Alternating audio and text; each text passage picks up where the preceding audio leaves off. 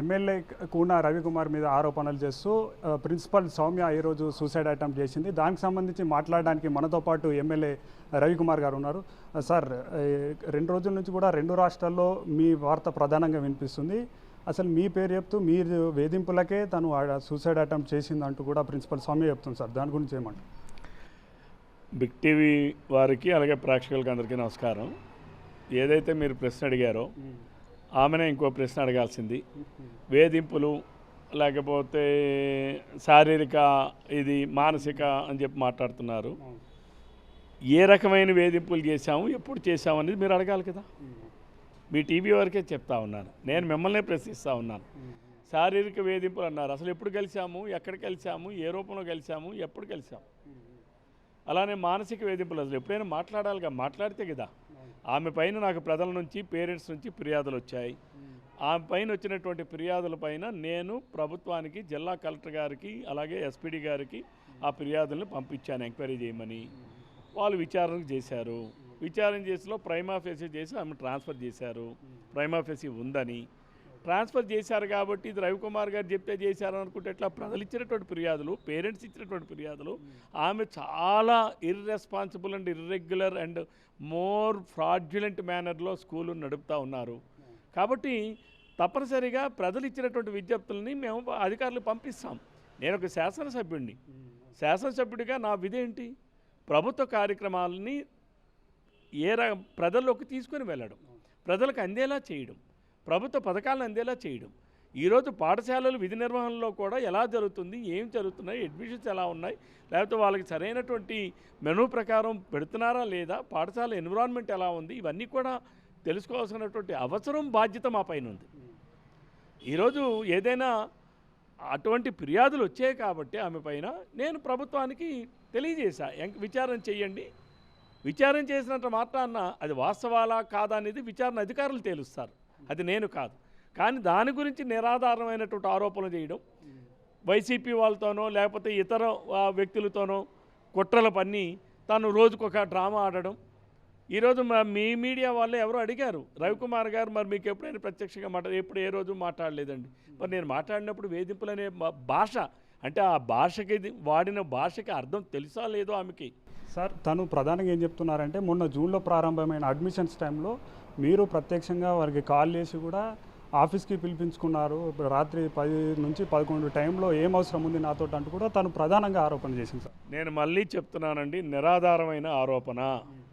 నేను ఎవరిని, ఏ ఒక్క అధికారిని కూడా సాయంకాలం 7 తర్వాత ఎవరిని పిలిపించను.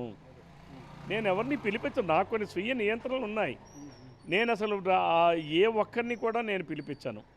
ఆమె చెబుతున్నట్టుగా 10:30కి 11కి అనేటటువంటిది ఆమెనే ఆధారం చూపించమనండి. ఆమెని ఏ రోజు వచ్చింది, ఎప్పుడు వచ్చింది, ఎక్కడికి వచ్చింది, అసలు రాకుండానే లేకుండానే నేను 10:30 వరకు ఉంచారు, 11 వరకు ఉంచారు అని అంటే మహిళ ఈ ఆరోపణలు చేస్తే, నిరాధార ఆరోపణలు చేస్తే నేను అంటే పురుషుడికి ఈ సమాజంలో రక్షణ లేదా? ఏమి ఆమెదే క్యారెక్టరా, నాది క్యారెక్టర్ కాదా? ఈరోజు నా క్యారెక్టర్ అసాసినేషన్ చేసి ఈరోజు ఈ సమాజంలో, సంఘంలో, ప్రభుత్వంలో అన్ని వర్గాల్లో కూడా నాకున్నటువంటి ప్రతిష్టని, గౌరవాన్ని దిగజార్చే విధంగా ఆమె చేసిన ఆరోపణల మీద నేనే రేపు తక్షణమే పోలీస్ స్టేషన్కి వెళ్ళి ఫిర్యాదు చేయబోతా ఉన్నాను. ఆమె మీద, ఆమెకి వత్తాసు పలికినటువంటి వాళ్ళ మీద, ఆమె ఎవరితోనైతే కలిసి కుట్రలు పన్నిందో వాళ్ళందరిపైన కూడా పోలీస్ స్టేషన్లో కేసు పెడతా, విచారణ చేయమని చెప్తా. ఆమె ఏవేవైతే పాయింట్స్ చెప్పిందో, ఏవేవైతే నేను చేశానని చెప్పిందో ఆ అన్ని పాయింట్స్ మీద కూడా వాళ్ళని విచారణ చేయమని నేనే కోరుతా, పోలీస్ స్టేషన్లో విచారణ కోరుతా. అలాగే ఇట్ ఈజ్ మై ప్రివిలైజ్. ఒక శాసనసభ్యుడిని నేను. ప్రజలు ఇచ్చినటువంటి విజ్ఞప్తుల్ని, ప్రజలు ఇచ్చినటువంటి ఫిర్యాదుల్ని పరిశీలించాల్సిన బాధ్యత ఉన్నటువంటి వ్యక్తిని ఈరోజు నా ప్రివిలైజెస్కి బ్రీచ్ చేసే విధంగా, భంగం కలిగించే విధంగా ఒక అఫీషియల్ పొజిషన్. ఈరోజు నేను మాట్లాడుతుంది అక్కడ వ్యక్తి కాదు, ఒక ప్రిన్సిపాల్తో మాట్లాడుతున్నాను. ఆమె కులం ఏంటా, ఆమె జెండర్ ఏంటా అనేది నాకు అవసరం లేదు. ఆమె మహిళనా, లేకపోతే వితంతువునా, లేకపోతే ఆమె ఒంటరి మహిళనా, లేకపోతే ఆమె దళితురాలా, బీసీయా, ఓసీయా, లేకపోతే ఇంకోటి నాకు అవసరం లేదు. నేను అక్కడ మాట్లాడుతుంది చైర్, ప్రిన్సిపల్ చైర్తో మాట్లాడాను. నేను రివ్యూ చేసింది ప్రిన్సిపల్ చైర్తో రివ్యూ చేశాను, అఫీషియల్ పొజిషన్కి రివ్యూ చేశాను. అంతే తప్ప రివ్యూ కూడా ఎప్పుడు చేశాను? తోటి ప్రిన్సిపల్స్ సమక్షంలో, వాళ్ళ ఏపీసీ జిల్లా అధికారి సమక్షంలో రివ్యూ చేశాను. ఆమె రివ్యూలో కూడా ఒక్కదానికి కూడా ఒక్క పేపర్ తీసుకురాలా. ఒక్కదానికి నేను అడిగిన ప్రశ్నకి ఏ ఒక్కదానికి సమాధానం చెప్పలేదు కదా. తిరిగి కేకలు వేసుకొని బిగ్గరగా అరుచుకుంటూ అరుపులు అరుస్తూ ఆమె లోపల ఏ రకంగా ప్రవర్తించిందో అక్కడ ఉన్న తమ తోటి ప్రిన్సిపాల్ని మీరు వెళ్ళి అడగండి. మీడియా వాళ్ళని మీరు వన్ సైడ్ వెర్షన్ వేస్తున్నారు. మీరు అంటే మహిళలకే రక్షణ కానీ మగవాళ్ళకి రక్షణ అక్కర్లేదా? నా క్యారెక్టర్ నాకు ముఖ్యం కాదని అడుగుతున్నాను. ఈరోజు నా క్యారెక్టర్ అసాసినేషన్ చేయడానికి ప్రయత్నించిన సాక్షి టీవీతో సహా రేపు తప్పనిసరిగా నేను డిఫార్మేషన్ సూట్ ఫైల్ చేస్తా. వీళ్ళందరి మీద కూడా ఆమె మీద కూడా ఫైల్ చేస్తా. ఆమెకి వత్తాసు పలికి అదే మాటలు మాట్లాడిన వాళ్ళందరి మీద కూడా ఫిర్యాదు చేస్తా. డిఫార్మేషన్ సూట్ వేస్తా. అలాగే అసెంబ్లీలో అక్కడ ఉన్న ప్రివిలేజ్ కమిటీకి కూడా రేపు నేను ఫిర్యాదు చేయబోతా ఉన్నాను. Thank you. సార్ ముఖ్యంగా ఏంటంటే ఇప్పుడు ఆమె ట్రాన్స్ఫర్ విషయంలో ప్రజల నుంచి వచ్చిన ఫిర్యాదుల కోసం చేశారా, లేదంటే మీరు చెప్పినట్టు వింటలేదంటూ మీరు ప్రతీకారం తీసుకోవడానికి చేశారు? ఇక్కడ ఏమయ్యా అంటే నేను ఒక శాసనసభ్యుడిని, ప్రజలు ఇచ్చిన ఫిర్యాదులను పంపిస్తాం. ఆమె తప్పు అని తేల్చిన తర్వాత తప్పనిసరిగా అధికారులు చర్యలు తీసుకుంటారు. అయితే దానికి కక్ష అంటారా? అంటే నువ్వు పిల్లలకి పెట్టాల్సినటువంటి ప్రావిజన్స్ ఏవైతే ఉన్నాయో నిత్యావసర వస్తువుల్ని దారి మళ్ళీ ఇస్తే అది అంటే అక్కడ దళితుల పిల్లలకి తిండి పెట్టకపోయినా పర్వాలేదా? అక్కడ ఉన్నటువంటి వాళ్ళు కూడా కేజీబీవీ పాఠశాల చదువుతున్న వాళ్ళు కూడా ఆర్ఫాన్స్, తల్లిదండ్రులు లేనటువంటి వాళ్ళు, లేకపోతే ఒక తల్లిదండ్రులు లేనటువంటి వాళ్ళు, పేదరికంలో పుట్టిన పిల్లలు వాళ్ళందరూ అక్కడ ఉంటారే.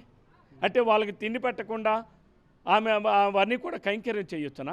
అంటే తను కూడా ఒక దళిత స్త్రీనే, నన్ను దళితంగా కూడా నన్ను కులపరంగా కూడా నన్ను వేధించాడు అంటూ, మానసికంగా వేధించాడు అంటూ కూడా. కులపరంగా వేధించాలన్నారు నువ్వు చూపించు. అసలు ఎప్పుడు నేను మాట్లాడాను? ఈరోజు ఇప్పుడు మీరు నేను మాట్లాడుతున్నాం. ఇప్పుడు నేను అన్నానో అనలేదో కనీసం కలిసాం. అసలు అక్కడ సంఘటనే జరగలేదు కదా. ఏ రోజు కలిసాం, ఎక్కడ కలిసాం, ఎప్పుడు మాట్లాడాం? నేను ఫోన్లో మాట్లాడలేదే. నేను వీడియో కాన్ఫరెన్స్ తీసుకునేది కూడా 4 ప్రిన్సిపల్స్తో తీసుకున్నానే, అది కూడా 3 నిమిషాలు.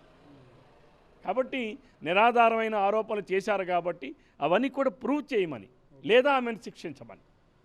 తప్పనిసరిగా మగవాడికి, ఆడవాళ్ళకే కాదు క్యారెక్టర్ అనేది, మగవాడికి కూడా క్యారెక్టర్ ఉండాలి, అవసరం. ఈ సమాజంలో ఏ మగవాళ్ళకి రక్షణ లేదా? అంటే మగవాడికి క్యారెక్టర్ అక్కర్లేదా? ఆడవాళ్ళకే క్యారెక్టర్ ఉందా? ఈరోజు ఎంతోమంది మహిళలు మనం చూస్తున్నాం. ఈరోజు కిలాడి లాంటి లేడీలను చూస్తున్నాం చాలామందిని. ఈమె ఆరోపణలు కూడా అవే కోవకు వస్తాయి. Thank you. అది తను ప్రజల నుంచి, పేరెంట్స్ నుంచి వచ్చిన ఫిర్యాదుతోటి మాత్రమే తన మీద రివ్యూ నిర్వహించి యాక్షన్ తీసుకోవడం జరిగింది. కానీ తనను ఇప్పటివరకు ఎప్పుడు కూడా ప్రత్యక్షంగా కలవలేదు. తను ఆరోపణ చేస్తున్నట్టు ఎటువంటి మానసికంగా, శారీరకంగా తనను ఎటువంటి ఇబ్బంది పెట్టలేనంటూ కూడా ఎమ్మెల్యే కూనా రవికుమార్ చెప్తున్నారు. ఆడవారికే కాదు, తన మీద ఆరోపణలు చేస్తున్న తన పైన నేను కేసు వేస్తానంటూ కూడా ఎమ్మెల్యే కూనా రవికుమార్ చెప్తున్నారు. వీడియో జర్నలిస్టు గౌరవ్తో ముగుల పాపన్న, బిగ్ టీవీ, హైదరాబాద్.